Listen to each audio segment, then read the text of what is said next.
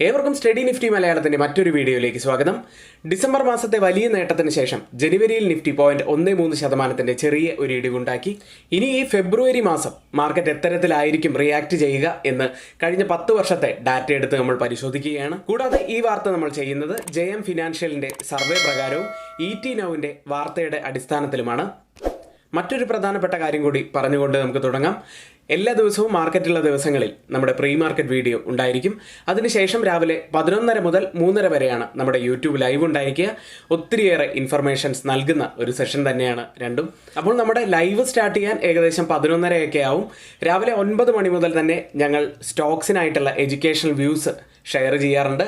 അത് ലഭിക്കണമെന്നുണ്ടെങ്കിൽ തൊട്ടു മുകളിൽ ഇവിടെ കൊടുത്ത വാട്സപ്പ് നമ്പറിൽ നിങ്ങൾക്ക് മെസ്സേജ് അയച്ച് ഞങ്ങളുടെ ടെലഗ്രാം ഗ്രൂപ്പിൽ ജോയിൻ ചെയ്യാവുന്നതാണ്. സ്റ്റോക്ക് മാർക്കറ്റിന് ഫെബ്രുവരി ഒരു സമ്മിശ്ര മാസമായിട്ടാണ് ചരിത്രം സൂചിപ്പിക്കുന്നത്. കഴിഞ്ഞ 10 വർഷത്തിൽ 6 വർഷവും ഫെബ്രുവരിയിൽ നിഫ്റ്റി ഇടിഞ്ഞു. കഴിഞ്ഞ 10 വർഷത്തെ ശരാശരി ഇടിവ് 1%. നിഫ്റ്റി മിഡ് ക്യാപ്പ് സൂചികയും കഴിഞ്ഞ 10 വർഷത്തിൽ ശരാശരി 0.7% ഇടിവാണ് രേഖപ്പെടുത്തിയത്. ഫെബ്രുവരി മാസത്തെ ഏറ്റവും വലിയ ഇടിവുണ്ടായത് 2016 7.6% ഇടിവായിരുന്നു അന്ന് രേഖപ്പെടുത്തിയത്. സെക്ടറുകൾ തിരിച്ചുള്ള കണക്കിൽ 7 അതിലധികമോ അവസരങ്ങളിൽ റെഡിൽ തന്നെയാണ് ക്ലോസ് ചെയ്തിട്ടുള്ളത്. സെക്ടറുകളിൽ ഏറ്റവും മോശം പെർഫോമൻസ് കാഴ്ചവെച്ചത് FMCG സെക്ടറായിരുന്നു. കഴിഞ്ഞ 10ൽ 8 തവണയും FMCG ഇടിയുകയാണ് ഉണ്ടായത്. ഇനി മീഡിയ, എനർജി, ബാങ്ക് ഇൻഡെക്സുകൾ കഴിഞ്ഞ 10ൽ 7 തവണയും നെഗറ്റീവിലാണ് ക്ലോസ് ചെയ്തത്.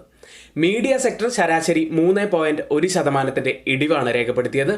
എനർജി സെക്ടർ 1.4% ഇടിവും ബാങ്കിംഗ് ഇൻഡെക്സുകൾ 0.8% ഇടിവുമാണ് കഴിഞ്ഞ 10 വർഷത്തെ ശരാശരി എടുത്ത് പരിശോധിക്കുമ്പോൾ ഇടിഞ്ഞത്.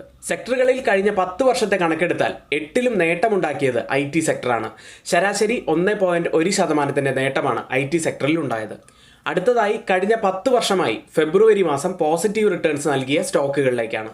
ഈ ലിസ്റ്റിൽ ആദ്യത്തെ company Cholamandalam investment and finance ആണ്.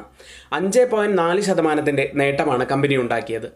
അടുത്തത് വോൾട്ടാസ് 4.6% നേട്ടമുണ്ടാക്കി. പോളിക്യാബ് 4.2% നേട്ടം.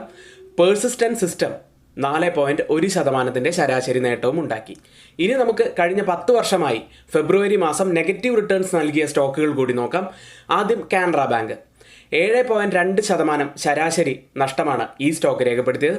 അടുത്തതായി BHEL 6.1% ശരാശരി നഷ്ടം ഉണ്ടാക്കി. HMCL 5% നഷ്ടം. സെയിൽ 4.9%.